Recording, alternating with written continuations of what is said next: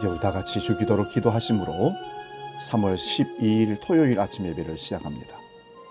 하늘에 계신 우리 아버지, 아버지의 이름을 거룩하게 하시며 아버지의 나라가 오게 하시며 아버지의 뜻이 하늘에서와 같이 땅에서도 이루어지게 하소서.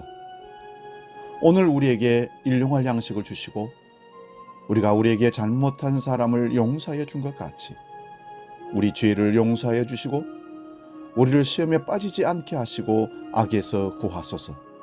나라와 권능과 영광이 영원히 아버지의 것입니다. 아멘.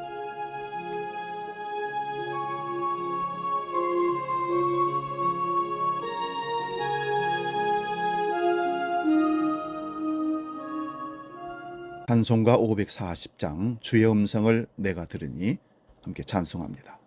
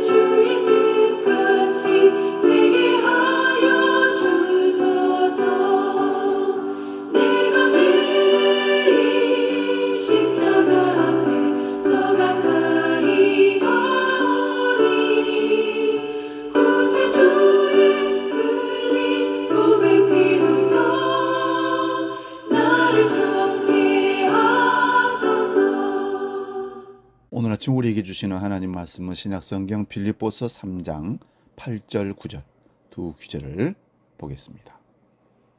빌립보서 3장 8절 9절 말씀 봉독할 때 하나님의 음성을 들을 수 있기 바랍니다. 봉독합니다. 모든 것을 해로 여김은 내 주 그리스도 예수를 아는 지식이 가장 고상하기 때문이라. 내가 그를 위하여 모든 것을 잃어버리고 배설물로 여김은 그리스도를 얻고 그 안에서 발견되려 함이니 내가 가진 의는 율법에서 난 것이 아니요 오직 그리스도를 믿음으로 말미암은 것이니 곧 믿음으로 하나님께로부터 난 의라. 아멘. 오늘 봉독한 말씀으로 가장 아름다운 지식, 이런 제목으로 말씀의 은혜를 나눕니다. 가장 아름다운 지식, 오늘 성경에는 고상한 지식이라 말씀하고 있습니다. 세상에는 다양하고 많은 지식이 넘쳐납니다. 그리고 현대는 지식의 범람의 시대라고 말하기까지 합니다. 수많은 정보와 지식들이 인터넷을 통해서, 유튜브를 통해서 온 세상에 삽시간에 퍼집니다. 그래서 그런지 성경에는 사람들의 지식이 더해지는 시대가 마지막 때 종말의 시대라고 말씀하고 있습니다. 그래서 그런지 통계상으로 봐도 2차 대전 이후 지식이 지금까지 모든 지식의 90%를 차지한다는 보고가 있습니다.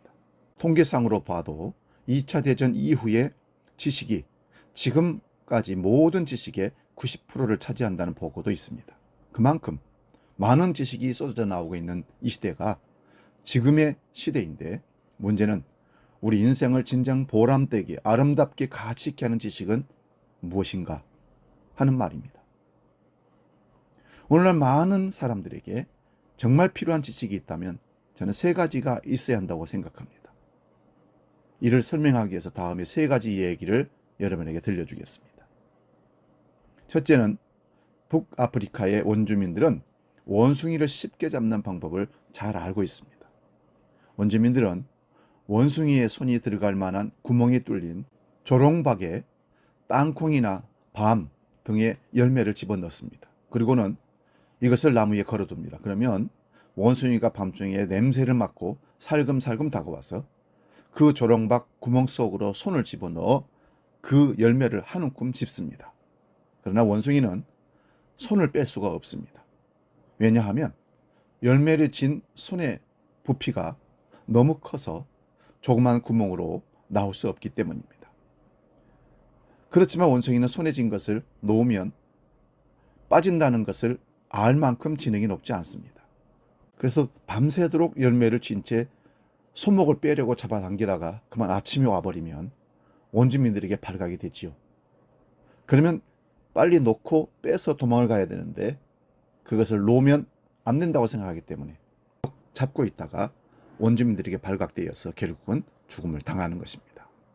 두 번째 얘기입니다. 1865년 겨울 한 여인이 자신의 갓난 아들을 안고 사우스 웨일즈 언덕을 지나고 있었습니다. 그런데 갑자기 먹구름이 밀려오더니 눈보라가 치기 시작했습니다. 길을 잃은 이 여인은 추위에 떨다가 아기를 안고 숨을 거두었습니다. 얼마 후에 사람들은 눈보라가 그쳤을 때 죽은 여인 하나를 발견합니다. 그런데 그 여인은 거의 속옷 차림이었다고 합니다.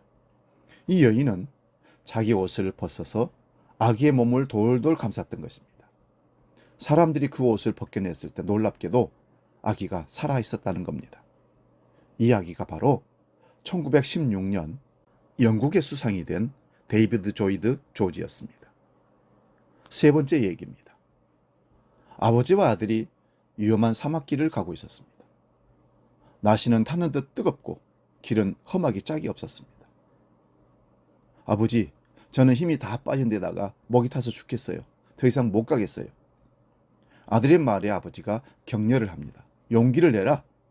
우리 손자들도 이 고통의 길을 걸어왔단다. 두려운 것은 물이 없는 것이 아니라 용기와 희망이 없는 그것을 잃어버린 것이다. 한참을 걸어가다가 아버지와 아들이 한참 걸어가다가 묘지 하나를 발견했습니다.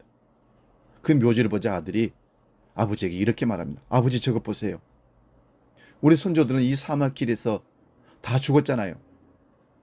우리도 죽고 말 거예요. 아들의 말에 아버지가 대답했습니다. 아들아, 무덤은 실망이 아니라 희망이다. 공동묘지가 무덤에 여기 있다는 것은 이 근처에 사람이 사는 마을이 있다는 증거야. 그리고는 그랬더니 진짜 조금 후에 마을이 나왔더라는 것입니다. 첫 번째 이 얘기는 욕심을 버리게 하는 지식이요. 우리에게 필요한 것은 바로 이것입니다. 원숭이 이야기를 들으면서 지금 나의 마음의 손은 무엇을 잡고 있는가? 그걸 놓지 못하고 여전히 주님의 손을 붙잡지 못하고 있다면, 세상의 연연에서 아직 주님을 만나지 못하고 있다면, 교회는 다니지만 주님을 만난 적이 없다면 우리는 뭔가를 주님 말고 다른 것을 붙잡고 욕심을 부리기 때문입니다. 두 번째 지식은 희생할 줄 알게 만드는 지식이요. 영국의 수상이었던 로이드 조지의 이야기는 우리에게 희생의 참 가치를 알려주고 있습니다. 지금 여러분을 위해서 누군가가 희생하고 있는 사람이 있는가 하면, 여러분이 누군가를 위해서 희생하고 있다면 분명 행복한 사람입니다. 이것을 깨닫지 못하고 살아가고 있다면 사람이 아니라 짐승 중에서도 가장 하찮은 것이나 마찬가지입니다. 여러분을 위해서 희생하고 있는 사람이 있습니다. 그 사람을 잘 보십시오. 그리고 내가 그 사람의 희생을 헛되지 않게 어떻게 살아야 되는가를 지식을 깨달을 수 있기를 바랍니다. 세 번째 지식, 이 얘기는 희망이라는 지식입니다. 이 희망이 우리에게 삶을 여유롭게 풍요롭게 만들어줍니다. 욕심을 버린 지식, 희생할 줄 아는 용기, 희망이라는 열매의 지식을 가져다 주는 것이 바로 가장 고상한 지식인데, 그 지식의 대표적인 지식이 십자가입니다. 예수님이 지신 십자가는 우리의 정과 욕심 때문에 죽어야 할 우리가 대신 주님이 십자가에 못 박혀 죽으심으로 우리의 정과 욕심을 거기다가 못 박았습니다. 예수님의 십자가의 희생은 우리를 위한 사랑의 결단이요, 우리를 살리기 위한 희생입니다. 희망이라는 열매의 지식을 가져다주는 마지막 지식은 소망하는 우리에게 예수 그리스도가 십자가를 지심으로 영원한 생명을 주시고 천국을 허락하신 소망의 지식입니다. 그래서 바울 사도는 말씀합니다. 모든 것을 해로 여기면 내 주 그리스도 예수를 아는 지식이 가장 고상하기 때문이라. 내가 그를 위하여 모든 것을 잃어버리고 배설물로 여기면 그리스도를 얻고 그 안에서 발견되리 함이니 내가 가진 의의는 율법에서 난 것이 아니요 오직 그리스도를 믿음으로 말미암은 것이니 곧 믿음으로 하나님께로부터 난 의의라. 우리는 예수 그리스도를 붙잡았다면, 그 십자가를 붙잡았다면 우리는 욕심을 버리는 지식을, 희생할 줄 아는 용기의 지식을, 희망이라는 열매의 지식을 얻은 사람입니다. 이 고상한 지식을 감사하고 붙들고 인생에서 십자가로 승리하는 저와 여러분 되시기를 축원드립니다. 기도하겠습니다. 바울 사도는 십자가를 아는 지식이 가장 고상하고 세상의 어떤 것보다 위대해서 자기가 그동안에 쌓았던 모든 공적과 배움과 그 어떤 것을 배설물로 버렸다고 합니다.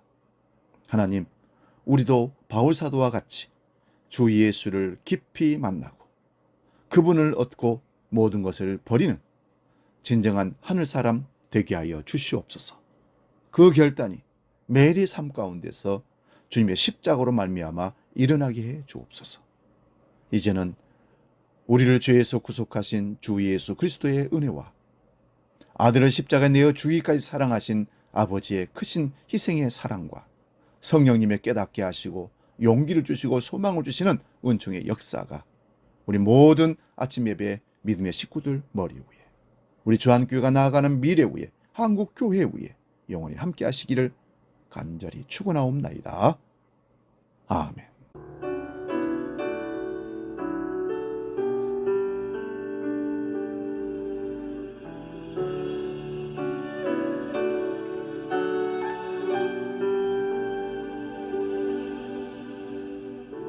십자가 그